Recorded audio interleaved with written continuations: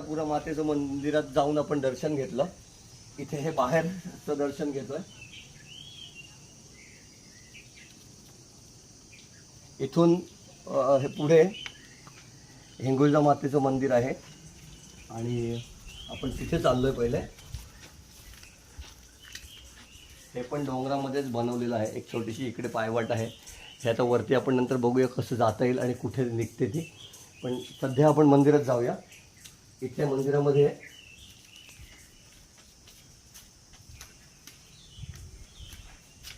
हे मुख्य मंदिर.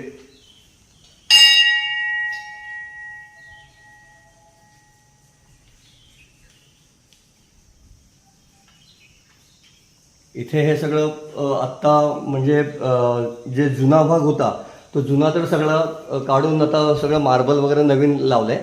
पण खरं म्हणजे पहिलं देवीचं स्थान इथे समोरचं आहे. ते मी तुम्हाला जाऊन दाखवतो थोड्या वेळात. पण इथे जे पुजारी काका आहेत त्याने आम्हाला सांगितल्याप्रमाणे देवीचं स्थान तिकडे होतं, पण देवी स्वतःहून इथे आली. काका जरा तुम्ही सांगा कशी देवी आली इथे. मुख्य स्थान ते आहे देवीचं. हां, तिथून ते पांडव कालापासून ते मंदिर आहे. म्हणजे हे मंदिर पांडवकालीनच आहे. म्हणजे मी पहिलंच बोललेलो की पांडवकालीन मंदिर आहे हे. आणि ह्या मंदिराचं हे आत्ता सगळं नवीन काम केलंय, पण एकदम पूर्वी हे सगळंच मंदिर अगदी दगडामध्येच होतं. हे नंतर हे सगळ्या सुधारणा केल्यात. पण त्याच्या आधी देवी त्या स्थानावरून स्वतःहून इथे आलेली आहे असं ह्यांच्या सांगण्यानुसार आम्ही तुम्हाला सांगतोय. कारण मला तर नक्की माहिती नाही की नक्की काय होतं ते. पण ह्या काकांना विचारलं आणि त्यांनी ही माहिती दिली. पण बघूया आतमध्ये मूर्ती बघूया आपण.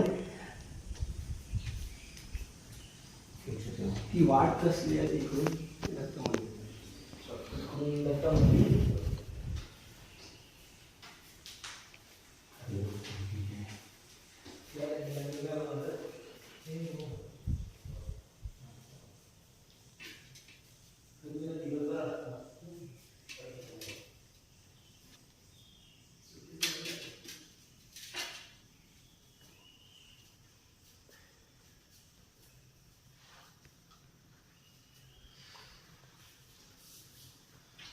आपण ह्याही देवीचं दर्शन घेतलं.